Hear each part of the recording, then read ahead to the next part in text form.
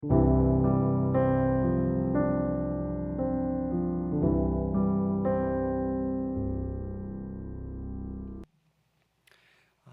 이 시간에는 신앙생활의 정말 중요한 부분인 기도에 대해서 한번 살펴보겠습니다. 기도에 대해서 다양하게 정의를 내릴 수 있을 것 같아요. 여러분은 기도는 뭐다라고 생각을 하십니까? 기도는 호흡이다. 제가 중보기도의 시간에 권사님들께 여쭤보았을 때 기도는 호흡이다라는 대답을 많이 하셨어요. 또 기도는 마음과 영으로 하는 하나님과의 깊은 대화이다. 또 기도는 하나님과의 친교, 하나님을 가까이 하는 것이다. 기도는 하나님을 향하여 반응하고 움직이는 것이다. 기도는 하나님과 대화하면서 하나님과 교제하는 것이다. 기도는 하나님과 인격적으로 만나는 것이다. 기도는 하나님을 향한 감사와 사랑을 고백하는 것이다. 기도는 사람의 무력함과 약함을 펼쳐놓는 것이다. 기도는 목마른 사슴이 물을 찾듯 하나님을 찾는 것이다. 기도는 내 소원이 아니라 주님의 뜻을 구하는 것이다. 기도는 항복이다. 이렇게 다양하게 정의를 내릴 수 있을 것 같아요. 그리고 기도를 하면 우리에게 어떤 유익이 주어질까요? 기도는 은혜의 방편입니다. 그래서 말씀을 통해서 우리는 은혜를 받죠. 마찬가지로 기도를 통해서 우리는 은혜를 받습니다.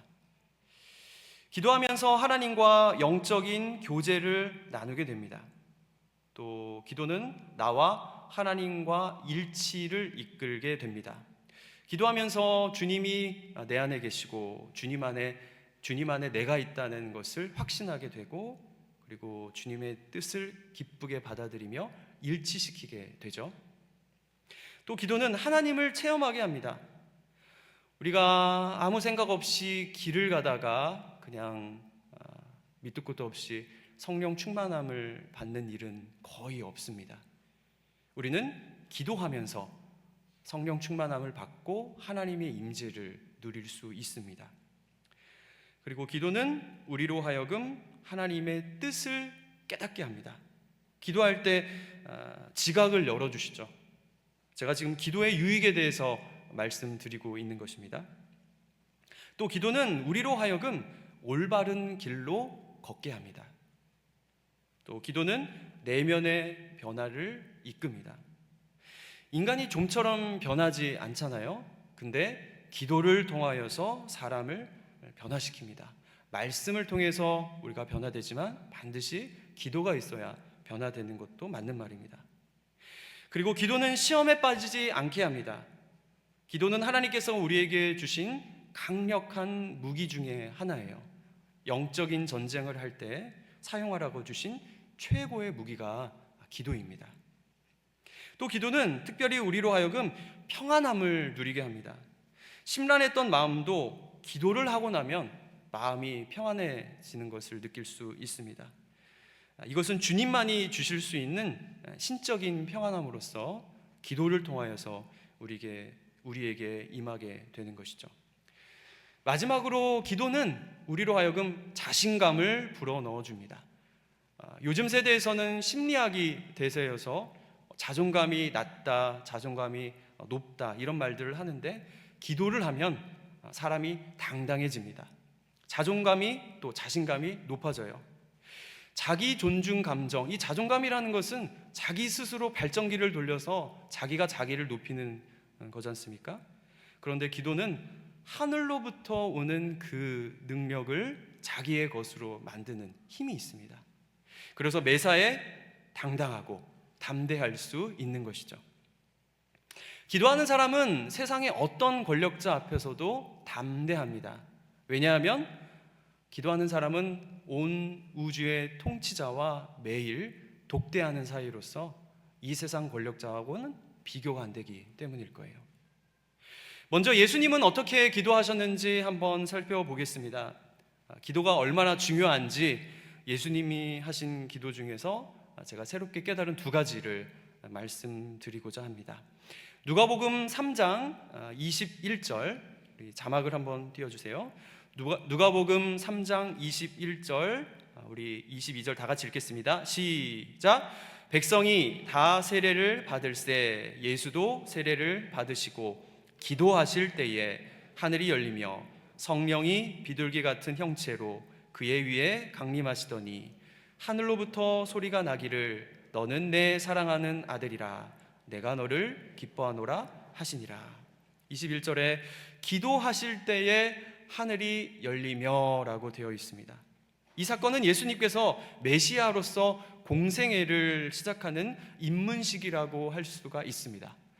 우리가 어떤 직무를 시작할 때에 공식적인 자리에서 취임식을 거행하듯이 예수님도 자신의 사역을 시작하심에 있어서 공적인 취임식을 치르고 계신 겁니다.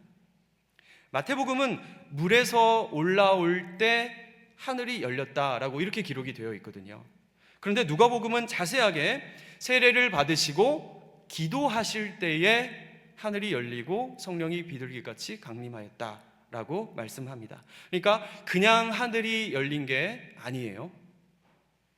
예수님이 기도하실 때에 하늘이 열렸듯이 우리도 마찬가지로 기도할 때에 성령 충만함을 받을 수가 있습니다. 성령 충만함을 받아야 성령의 능력이 발휘되지 않겠습니까? 어떻게 우리의 힘으로 우리의 죄성을 이기고 또 우리의 힘으로 어떻게 주님의 사역을 감당할 수 있겠습니까? 불가능합니다. 성령님께서 함께 해주셔야만 하죠.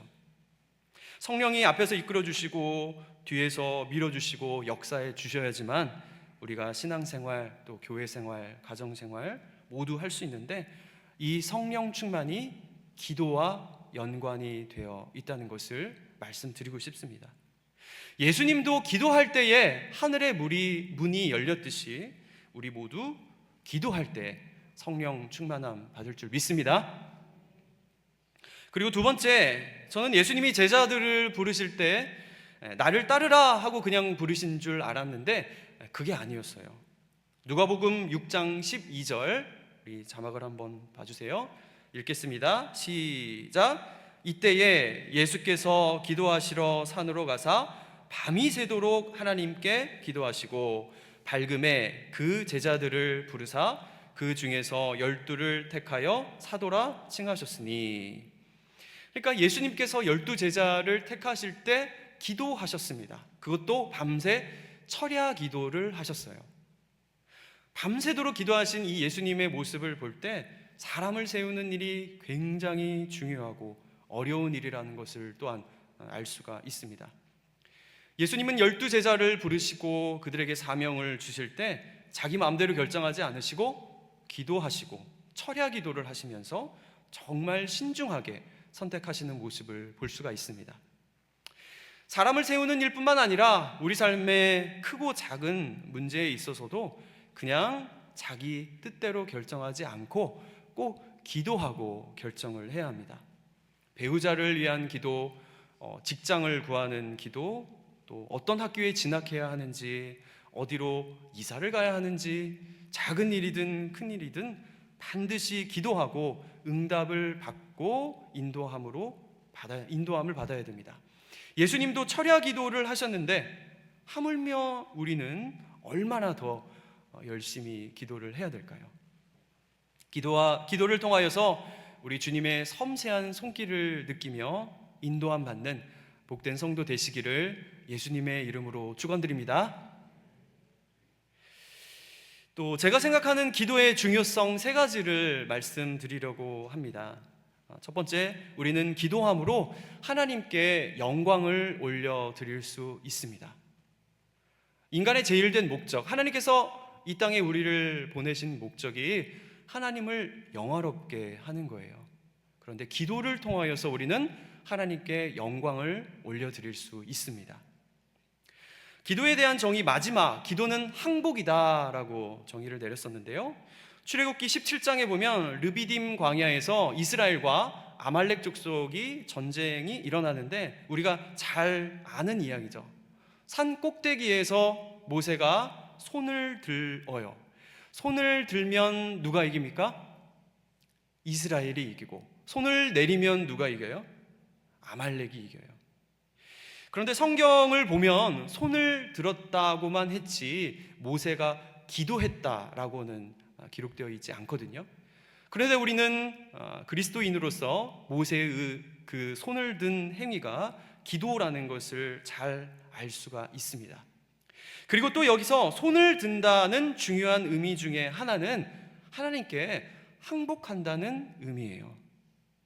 두 손을 드는 것은 기도하는 행위이고 또 하나님께 항복하는 겁니다. 하나님, 제 힘으로는 안 됩니다. 오직 하나님의 힘으로만 된다는 철저한 자기 부인의 의미, 항복을 의미합니다. 저 마음속에서 기도해도 될 건 되고 안 될 건 안 돼. 전쟁 한 번도 안 해본 우리가 어떻게 저 아말렉 족속을 이길 수가 있겠어? 이런 마음을 가진 사람은 기도를 할까요? 안 할까요? 기도를 안 할 가능성이 높을 겁니다. 그래서 사실 우리의 내면이 근본적으로 변화가 되고 진짜 신앙이 있어야 기도를 합니다. 주님 앞에 항복하는 마음이 있어야 해요. 온 우주 만물과 세상사 오직 하나님의 주권대로 움직인다는 믿음이 있어야 기도를 하는 거예요. 그래서 내면의 변화가 일어나야 기도의 자리로 이끌게 됩니다. 그래서 기도는 이 일은 내 힘으로 될 수 있는 게 아니고 하나님밖에 할 수 없습니다 라는 일종의 신앙 고백입니다. 이런 신앙 고백이 담긴 기도는 하나님을 영화롭게 합니다. 꼭 오지에 가서 선교를 하고 순교를 해야지만 하나님께 영광을 올려드리는 것은 아닌 것 같아요. 일상에서도 나의 연약함을 인정하고 하나님의 하나님 되심을 믿고 또 그분만을 의지하면 그 자체로 하나님을 높여드리고 영광을 올려드리는 것입니다. 성도 여러분, 진실된 마음 또 겸손한 마음으로 기도함으로 주님 앞에 영광 올려드리는 복된 성도 되시기를 예수님의 이름으로 축원드립니다. 어떤 분들은 내 필요하는 거 혹은 내가 원하는 거를 기도하면 좀 죄송스럽다, 그냥 알아서 채워주시니까 하고 이런 기도하는 거를 꺼려 하시는 것 같기도 해요. 그런데 이것은 우리 하나님 아버지를 오해하는 겁니다. 예수님께서 알려주신 기도를 보면 날마다 우리에게 일용할 양식을 주옵시고 라고 기도하라고 하셨거든요. 얼마든지 우리에게 양식을 달라고 기도할 수 있는 겁니다. 여기서 일용할 양식이라는 것은 우리가 이 땅 가운데 살아가는 필요한 모든 것을 포함하는 거예요. 양식만 달라고 기도해야지 필요한 다른 거는 기도하면 안 된다는 게 아니에요. 양식은 상징입니다. 우리가 이 땅을 살아가며 필요한 모든 것을 포함하는 것을 상징을 하는 거예요. 그러니까 우리가 살기 위해서는 양식도 필요하고 옷도 필요하고 또 집도 필요하죠. 일할 직장도 필요합니다. 남들은 다 출근하고 경제활동을 하는데 주님, 저에게도 직장이 필요합니다. 얼마든지 기도할 수 있죠. 주님, 저에게도 배우자가 필요합니다. 남들은 다 가정을 이루고 자녀를 양육하는데 저도 배우자가 필요합니다. 가정도 이루고 싶어요. 자녀도 주세요. 자녀를 키우고 또 식구가 늘어나다 보니 조금 큰 집이 필요합니다. 비싸고 좋은 집을 달라는 게 아니라 필요에 맞는 집을 달라고 얼마든지 기도할 수 있습니다. 모세 입장에서 보면 급박한 상황 가운데서 하나님께 도움을 요청하고 기도했습니다. 그리고 하나님은 모세의 기도에 응답해 주셨죠. 모세와 이스라엘 백성은 하나님께 영광을 올려드렸어요. 단 한 사람도 내가 싸움을 잘해서 이 전쟁에서 이겼다고 말할 사람은 없었을 거예요. 이것이 우리들에게도 동일하게 적용이 되는 줄 믿습니다. 우리에게 꼭 필요한 것을 하나님께 구하고 구한 것을 받고 또 지금 당장 받지는 못하더라도 구하는 것이 우리의 신앙생활에 있어 큰 유익이 있습니다. 왜? 기도 행위 자체가 주님과의 관계를 끈끈하게 하기 때문이에요. 기도는 주님의 주권을 인정하는 것이고, 또 주님을 높여드리는 것이고, 또 구하고 응답받는 과정을 통하여서 주님이 어떤 분인지 알게 되기 때문이에요. 저와 여러분 모두 기도함으로 주님과의 관계가 더욱 친밀해지기를 소망합니다. 그리고 기도는 그리스도인의 특권입니다. 사실 기도는 그리스도인들만이 누리는 특권이에요.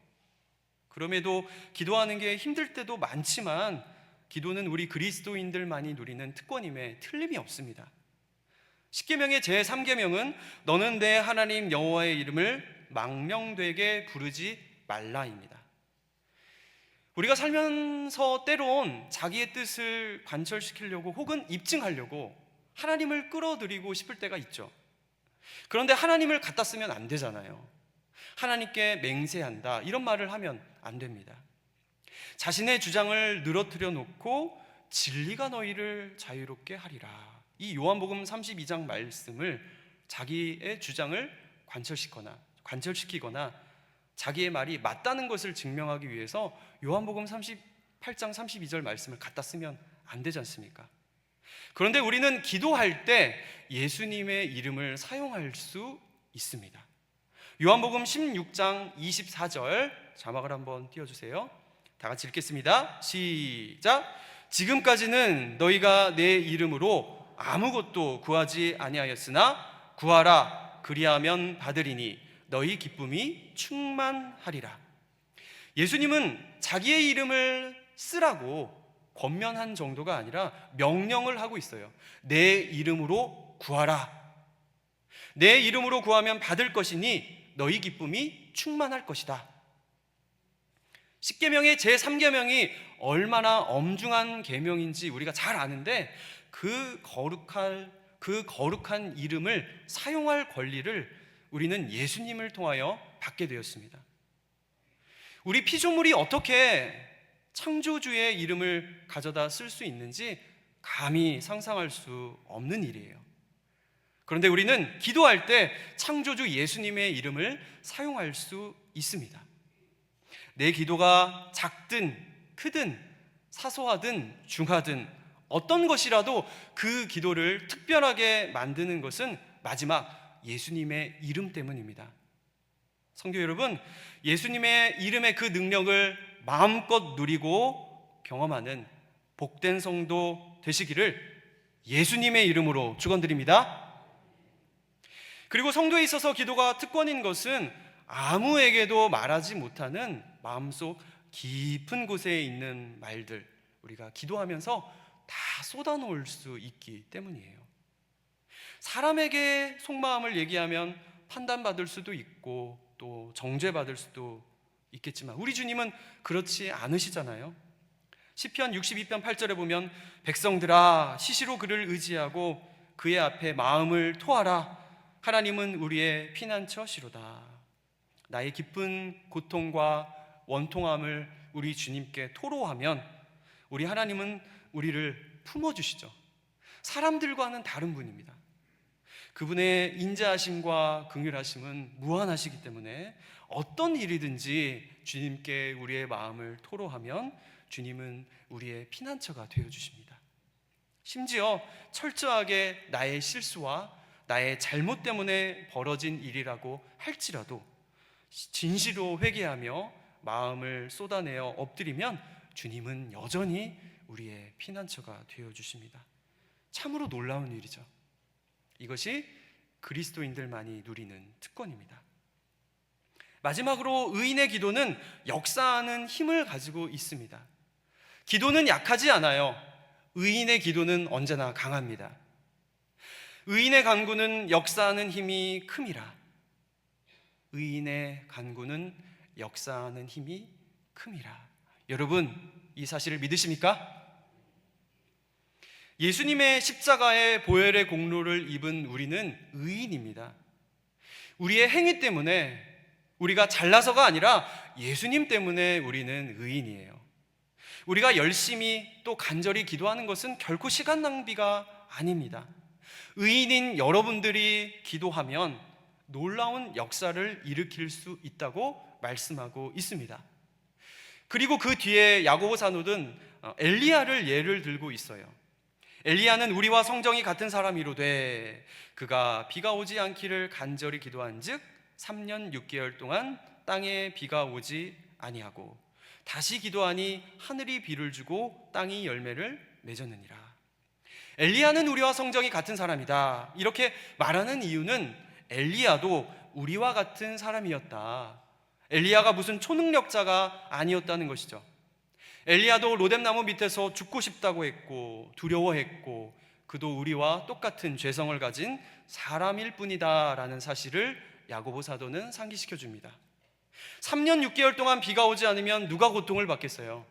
이스라엘 백성이 고통을 받겠죠. 그래서 엘리야는 이스라엘을 괴롭게 한다는 말까지 들은 사람이에요. 그런데 기근의 시간이 채워지고 나서 엘리야가 다시 기도하니까 어떻게 되었습니까? 하늘에서 비가 내리고 땅이 열매를 맺었다고 말씀을 하고 있습니다. 엘리야가 어떤 모습으로 기도했는지 우리는 잘 알고 있습니다. 무릎 사이에 얼굴을 묻고 기도를 해요. 아합 왕 앞에서도 꼿꼿하게 서 있던 엘리야도 하나님 앞에서는 겸손하게 자신의 머리를 땅에 대고 기도를 하고 있습니다. 3년 6개월 동안 이스라엘의 혹독한 기근을 견뎌내고 있을 때 엘리야도 마찬가지로 그 시간을 감내하고 있었어요. 그런데 엘리야는 왜 이렇게 기근이 오는지 알죠. 그것은 이스라엘이 속을 썩이니까 그런 거 아니겠습니까? 하나님도 섬기고 이방신도 섬기는 배교 행위이고 하나님의 심판이 기근으로 나타난 것이죠. 그리고 엘리야에게 말씀이 임합니다. 내가 비를 지면에 내리리라 약속을 하셨어요. 그러면 이제 엘리야에게 약속이 주어졌는데, 하나님께서 비를 내리겠다고 약속을 하셨는데 엘리야가 굳이 기도할 필요가 있을까요? 이미 약속을 받았으니까 기도하든 안 하든 비가 내릴 거 아니겠습니까? 그런데 왜 기도를 해야 될까요? 여러 가지 이유가 있겠지만 그 이유 중에 하나는 약속이 주어진 이후에 우리는 오히려 더 뜨거운 마음을 가지고 확신을 가지고 기도할 수 있기 때문이에요. 하나님께서 약속을 주신 이유는 기도하지 않기 위해서가 아니라 오히려 더 힘있게 기도하는 동력을 주시려고 그러는 겁니다. 약속이 있기 때문에 우리는 주저없이 더 기도하게 됩니다. 구하라 그리하면 너희에게 주실 것이요 찾으라 그리하면 찾아낼 것이요 두드리라 그리하면 너희에게 열릴 것이니 너는 내게 부르짖으라 내가 내게 응답하겠고 내가 알지 못하는 크고 은밀한 일을 내게 보이리라. 이 약속이 있기 때문에 우리는 더 힘있게 기도하게 되는 줄 믿습니다. 엘리야가 우리와 같은 성정이다, 이 부분에서 저는 은혜를 주셨습니다. 의인의 강구는 역사하는 힘이 크다라고 말씀을 하시고 의인처럼 보이는 엘리야도 실은 우리와 같은 성정의 사람이다라고 말을 하고 있죠. 야고보 사도가 굳이 이 순서대로 말하는 이유가 있을 것 같아요. 저는 그 이유가 너희도 할 수 있다, 대단해 보이는 엘리야도 너희와 똑같은 성정의 사람이었어. 예수님의 십자가 보혈의 공로를 힘입은 너희 의인들아, 너희의 기도가 역사하는 힘이 크다. 엘리야도 너희와 다를 바 없는 연약한 인간이었지만 그가 기도하니까 3년 반 동안 기근이 들었고 그가 기도하니까 다시 비가 내리지 않았냐. 너희 성도들아 기도하라. 너희 의인들이 하는 기도는 역사하는 힘이 크다. 우리로 하여금 기도를 독려하기 위해서 엘리야를 예를 들었다고 생각이 됩니다. 성도 여러분, 여러분의 기도는 역사하는 힘이 큽니다. 의심하지 마시고 작다고 여기지 마시고 예수님의 십자가의 보혈을 때문에, 예수님의 이름 때문에 여러분의 기도는 그 힘이 크다는 사실을 잊지 마시기 바랍니다. 3년 반 기근과 또 다시 비를 내리는 일은 하나님의 일입니다. 이스라엘을 벌주시고 또 회복시키는 것은 하나님의 권한이에요. 그런데 하나님은 기도를 통하여서 하나님 당신의 일에 우리를 참여시키고 있는 겁니다. 철저하게 하나님의 일이시지만 기도를 통하여서 하나님은 당신의 일에 우리를 참여시키고 있는 거예요. 이런 경험 있으실 거예요. 하나님께서 기도를 시키신다. 그런데 이렇게 기도를 시키실 때는 응답을 주시려고 기도를 시키시는 겁니다. 저도 많지는 않지만 몇 번의 경험이 있습니다. 하나님께서 자꾸 생각나게 하시고 무릎 꿇게 하시면 그 기도가 나오는 경우가 있는데 나중에 보면 꼭 그렇게 하실 이유가 있으시더라고요. 그냥 알아서 하시면 되는데 왜 하나님은 우리로 하여금 기도를 시키실까요? 절대 주권자 하나님께서 꼭 우리의 기도가 필요한 것처럼 말이죠. 그것은 하나님은 단순하게 결과만 이루시는 분이 아니라 우리와의 교제를 통하여서, 그러니까 기도를 통하여서 같이 일을 하시고 그 가운데 신뢰와 사랑과 기쁨이 풍성하도록 의도하셨기 때문입니다.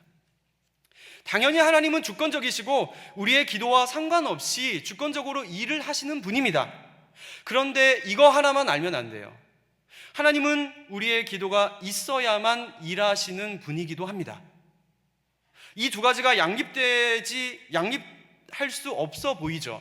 사실 신비로운 것이기도 한데, 온 우주를 통치하시는 주권적인 하나님이시지만 우리가 기도하지 않으면 아무 일도 일어나지 않습니다.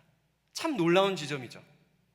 우리가 우리가 뭐 대단한 존재라고 그런 생각도 듭니다. 그런데 하나님은 우리와 함께 하기를 원하시는 분이에요. 최고의 권력자로서 모든 것을 다 하실 수 있지만 기도를 통하여 자신의 사랑과 능력과 은혜를 나누어 주는 방식으로 일하기를 즐겨 하시기 때문에 우리가 기도하지 않으면, 우리의 기도가 없으면 하나님께서 일하시지 않는다는 것도 맞는 이야기입니다. 기도 없이 하나님께서 알아서 모든 일을 다 하신다면 로봇과 리모컨과의 관계 같잖아요. 거기에는 사랑도 없고 관심도 없고 기대함도 없고 역동적이지도 않고 기쁨도 없을 거예요. 아브라함이, 한나가 기도가 없이 이삭과 사무엘을 낳았다고 생각을 한번 해보세요. 거기에는 은혜도 없고 감사도 없고 영광도 없습니다. 진정 바라고 원하는 것을 간절히 기도해서 얻으면 오히려 자기 소유권을 주장하지 않게 돼요. 이것은 내 것이 아니다라는 내적 확신을 가지게 됩니다. 이삭을 바칠 수 있었던 믿음이 거저 생기는 것은 아닙니다. 그래서 하나님께서는 우리로 하여금 꼭 기도를 시키시고, 그리고 우리는 꼭 기도를 하고 받아야만 오직 하나님의 은혜임을 더욱 깨닫게 되는 선순환이 이루어지는 겁니다. 성도 여러분, 그래서 우리가 꼭 기도를 해야 되지 않겠습니까? 기꺼운 마음으로 하나님을 구하며 하나님께서 예비하신 은혜와 크고 은밀한 것들을 기도를 통하여서 누려야 하지 않겠습니까? 칼빈은 기도는 믿음으로 응시한 보화를 캐내는 삽에 비유를 했습니다. 그러니까 기도는 일종의 삽이죠. 우리 집 앞마당에 아무리 보화가 많이 묻혀 있어도 삽으로 캐내지 않으면 아무 소용이 없듯이 하나님께서 예비하신 은혜와 축복은 기도의 삽을 이용해서 캐내야만 실제 우리의 것이 됩니다. SNS를 보다가 누가 유퀴즈를 짧게 그 동영상을 올려놓았더라고요. 여러분, 유퀴즈 아시죠? 유재석 씨와 조세호 씨가 진행하는 프로그램이죠. 거기에 EBS 영어 강사 주혜연 씨가 나왔습니다. 유명한 강사이신 것 같아요. 유재석 씨가 이렇게 질문합니다. 혹시 학생들에게 해줄 말이 있으신가요? 그분이 하신 대답을 여러분과 나누고 싶습니다. 혹시 학생들에게 해주실 말이 있으신가요? 살면서 산에 걸려서 넘어졌다는 사람은 못 봤잖아요. 인생에서 우리를 넘어뜨리는 것은 다 작은 돌멩이들이에요. 생각을 해보니까 정말 그렇더라고요. 우리가 산에 걸려서 넘어진 사람은 못 본 것 같아요. 저는 이렇게 적용을 해보려고 합니다. 우리 그리스도인들도 살다 보면 내 앞을 가로막는, 나를 압도하는 산을 만나지 않습니까? 예수님을 믿으면 다 잘 될 줄 알았는데 꼭 그렇지만은 않죠. 그런데 하나님은 우리에게 기도라는 다이너마이트를 주셨습니다. 칼빈 선생님은 기도를 삽에 비유를 했는데 저는 기도를 다이너마이트라고 비유하고 싶어요. 여러분 앞을 가로막고 있는 산이 있지 않습니까? 그것은 산일 뿐입니다. 산에 걸려서 넘어지면 안 돼요. 기도로 돌파해 내십시오. 기도는 어떠한 산도 뚫어낼 수 있는 다이너마이트입니다. 주님이 주신 다이너마이트를 사용하세요. 이 세상에서 가장 강력한 예수님의 이름으로 돌파해 내십시오. 어쩌면 오늘 저녁 이 시간 주님께서 여러분의 그러한 기도를 기다리고 계실지도 모릅니다. 예수님도 간절히 기도하시고 땀이 핏방울 되도록 기도하셨는데 우리는 어때야 하겠습니까? 오늘 이 시간 여러분 앞에 놓인 산이 산산이 부서지는 역사가 이루어지기를 예수님의 이름으로 축원드립니다.